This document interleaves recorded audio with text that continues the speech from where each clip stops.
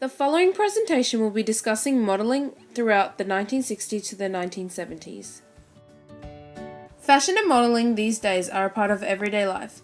Having the right figure and wearing the right clothes are an expectation from society. This all began in the 60s with influential individuals making dramatic changes to the world of fashion and modelling, which had a ripple effect on society. These presentations will discuss modelling during the 60s, 70s, and main individuals and impacts on society. The presentation will also discuss why there were dramatic changes from the 60s to the late 70s. During the 60s, modelling wasn't as well known as today. Modelling in the 60s was used to demonstrate how great it was to be a woman and their inner beauty. In 1967, designers were interviewed and indicated to society that being a model was all about the curves.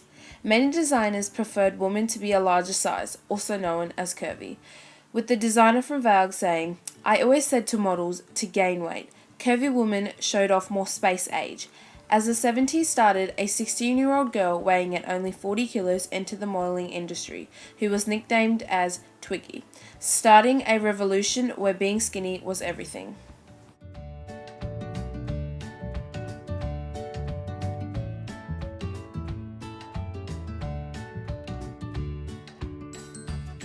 Modeling had a dramatic impact on society. As research and statistics show, during the early 60s, modeling was all about curvy women, which was reflected in the shape of women in society.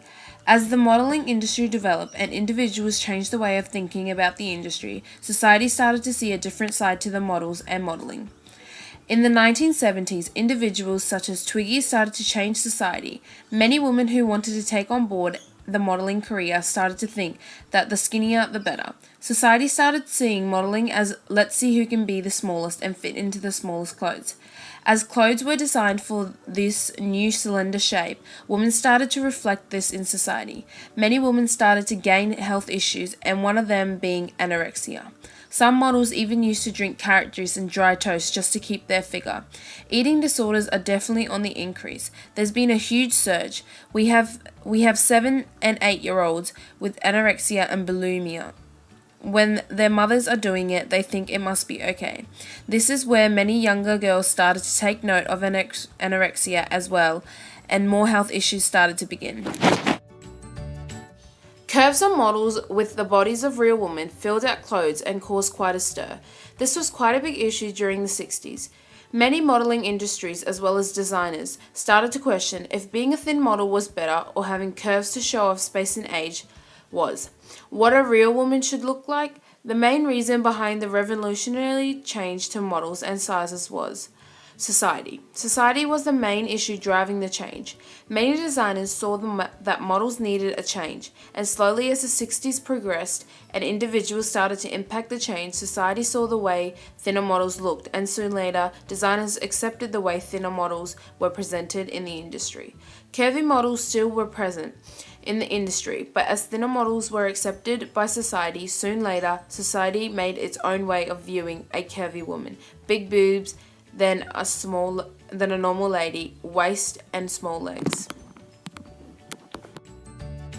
One of the main individuals who were behind the change of modeling during the late 60s and 70s was Lisa Lawson, also known as Twiggy because of her figure.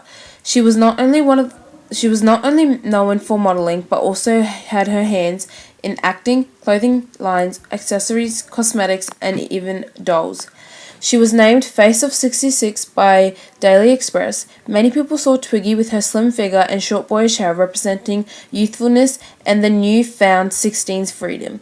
After a while, Twiggy was known as the revolutionary high-fashion supermodels of the 60s. Many people blamed Twiggy for the dramatic change in society and modeling. Individual modeling campaigns also had an impact on models and its development. As a new president was chosen for Models Mature Aid Society, Lucy decided to change a few things around.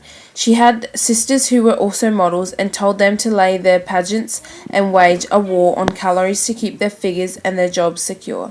During this, the Brits and Americans were also invading fashion and the modeling industry. Lucy started to recommend in newspaper articles about figures and what to eat. Reducing reducing exercise, carrot juice, and microscopic slice of dry toast.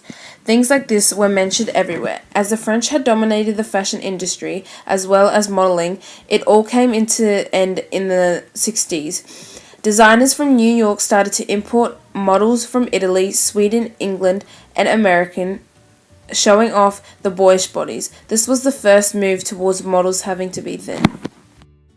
Modeling has changed, but not only by modeling industries and fashion designers. It had changes that were adjusted, like what models should look like and what their weight should be, by individuals like Leslie Lawson, also known as Twiggy, and Lucky. A lot of research and statistics have shown how modeling has changed a lot throughout the 1960s to the 1970s. It also has shown the impact society had and what was expected for a model to look like. Individuals may have changed or made modeling look better, but it also did create quite a lot of health issues. As the changes were made, there were also a lot of changes made to what a girl eats and how she does things.